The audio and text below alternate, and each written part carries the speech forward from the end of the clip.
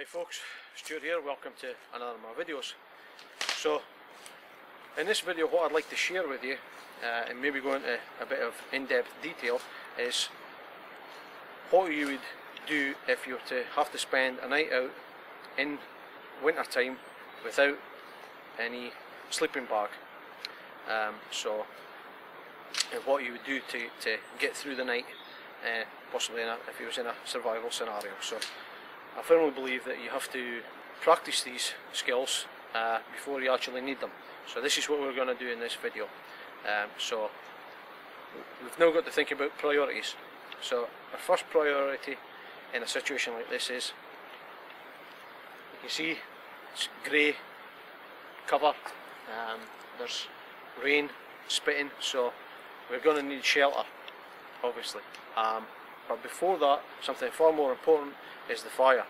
So what we need to do is gather enough firewood to do this all night. So that's the major priority that we're going to do now. But we'll keep you updated as we go along, and we'll see how we progress.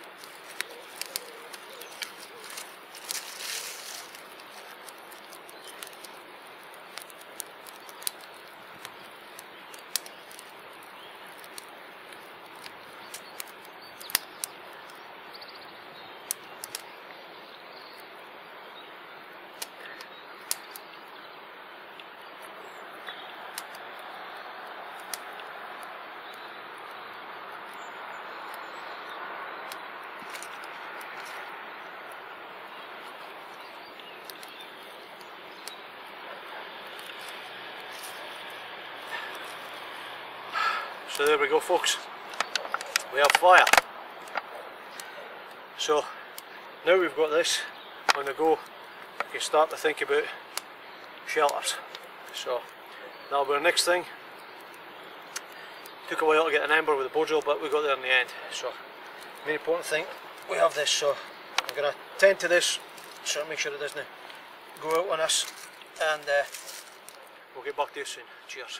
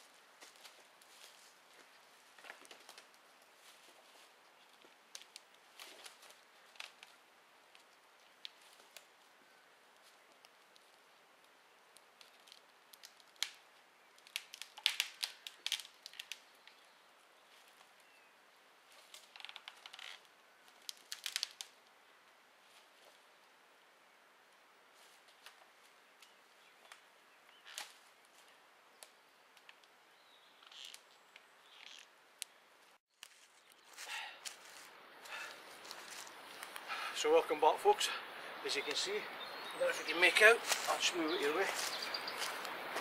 We've created our beds, so at least we're going to be comfortable tonight, off the ground, the cold sapping ground. What you'll see is there's actually gaps in the front of the beds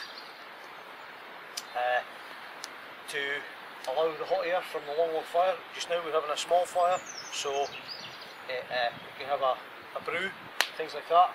I will not arrange the long log fire until much later on tonight, so we have a burn through the whole of the night, keep us warm. So what our next priority is shelter. Now, before I'd said earlier that we had spitting rain, well now the skies have cleared. We could in theory just lay on this bed and have a long log fire and be okay for the night, but I want to show you the shelter build as well. So what we're utilising is the heat of the fire for two shelters, my companion shelter over there and mine over here.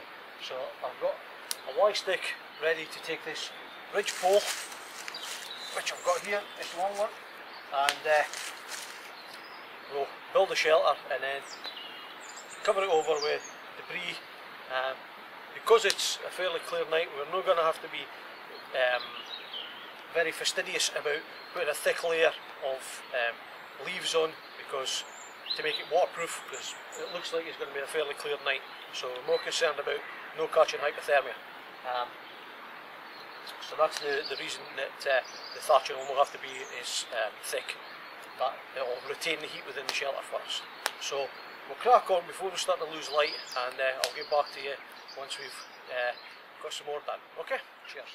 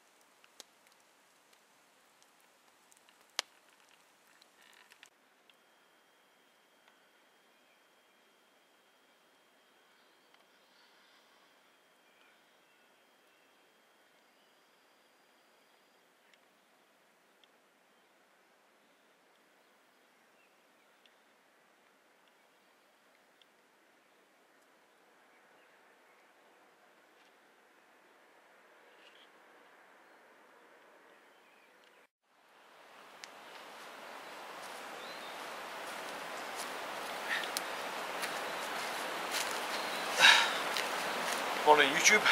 Here we go. We got through the night.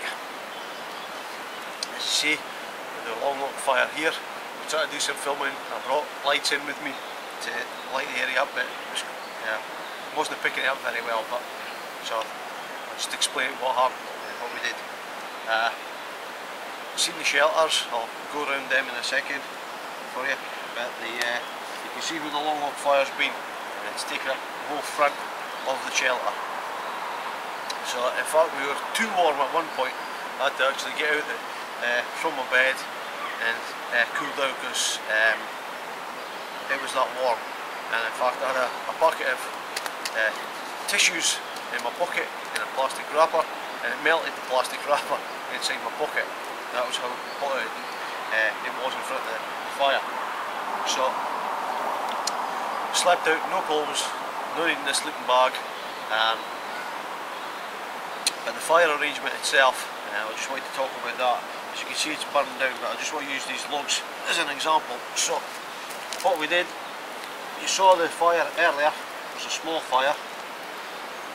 So to create a long log fire to burn throughout the night, just use these ones here as a demonstration. Bear with me.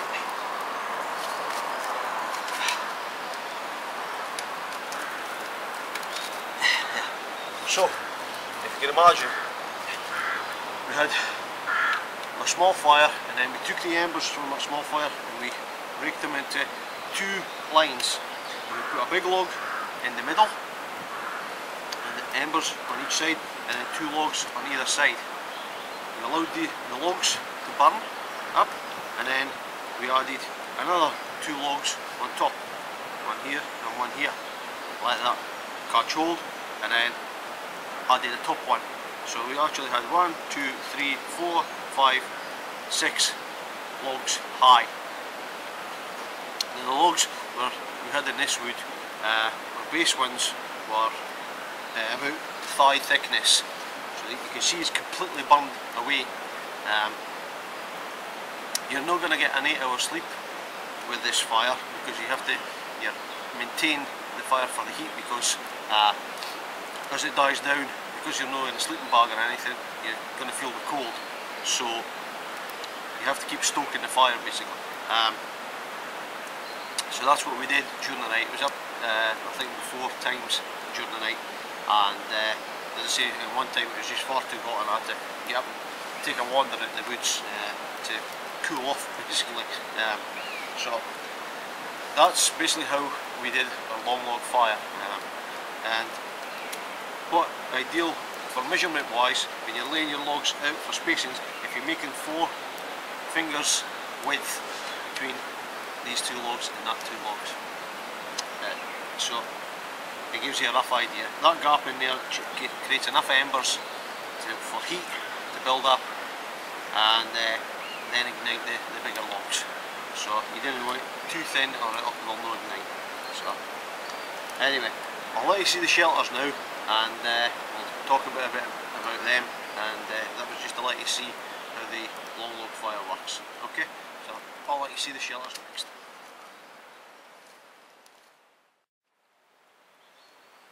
So the shelters themselves, what we've got is a Y stick in the end, a ridge pole, which you can see is running directly behind me. Now what is different about these lean-tos is they're actually on an angle, like so, rather than being flat straight across the top. Another Y pole, the reason for that is you're taking half the thatching. So you would, for what we've got on both shelters, if you used to make them one level, the thatching that's on this one would be required for this one. So you need double the amount of thatching. Now we're only here for an overnighter, because as I say, it was almost like if you were in a survival scenario and you needed to have a fire and shelter. So this is the reason we chose this arrangement rather than a normal, what we class as a standard lean-to that you'd probably see in survival books and that sort of thing. So the bed as well is is on logs, so you can see there's a gap. Obviously this is all shifted with our body weight during the night, so it's not as neat and tidy as it was. So things have shifted as you do toss and turn during the night. So what you want is, for the cold of the ground, to stop that getting to you, you need a palm's width from the ground up to your log. You need to be that height off the ground, at least palm's width, to stop the cold air pulling your body heat out of you and making you cold. So we've got the bed, topped it off with springy branch, started off with thicker branches underneath, then springy branches on top, and we could add grass, that type of thing, to make it more comfortable, but time was going on and it was getting later, so we just decided to go with the fine twigs as our mattress, and it did the job. We were fine. What we also did for the leaf litter that's covering the shelter itself, we used a rake, which I've done in another video. If you've watched all my videos, you'll have seen how to make the rake. So we used that to scrape up all the leaves from the surrounding area. And when you're doing that as well, a little tip for you: when you're raking the leaves, don't start at your shelter and work your way out. Go head off further out and then rake the leaves towards your shelter, and then that way when you come to thatch it, your materials is right at your shelter front, rather than raking close first and then getting further and further away from your shelter as you become more and more tired. The calories that you're expending, your blood sugar drops, that type of thing. Bring them towards your shelter, so work far away. So so there you go, that's it. We're going to break it down now and leave no trace as always, and so we'll get that done, and then I'll let you see the area as we leave it. Okay, so we'll get you again, guys.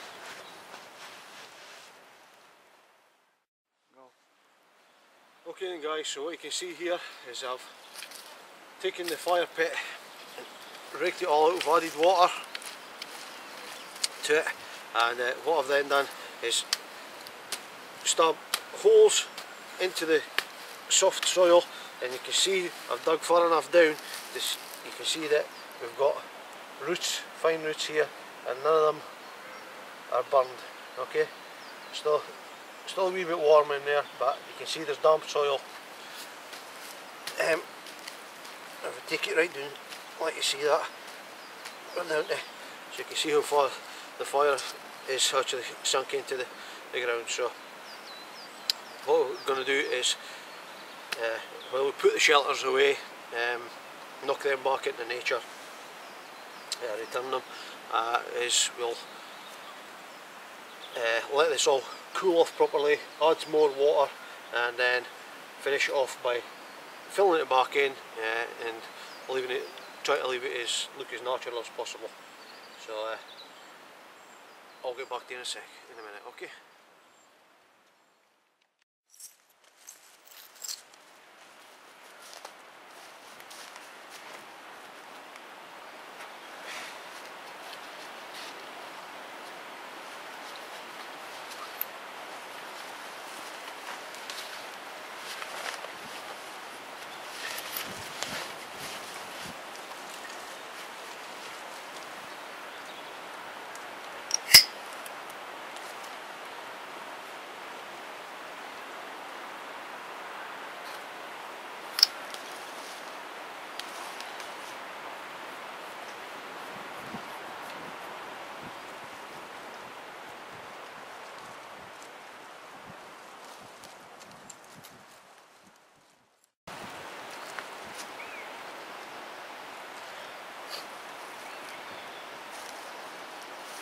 So there you go, folks. As you can see behind us, this is where our shelters were. Really, we've turned it back to nature, or as close as we can get. And so really it's just time to say thank you to the woods for keeping us safe, warm, and to carry on another day. So thank you for joining me on come right here on our latest video. I hope you enjoyed it, and hope you can join us for many more, and we'll see you for the next one, guys. Thanks very much. Bye. Cheers.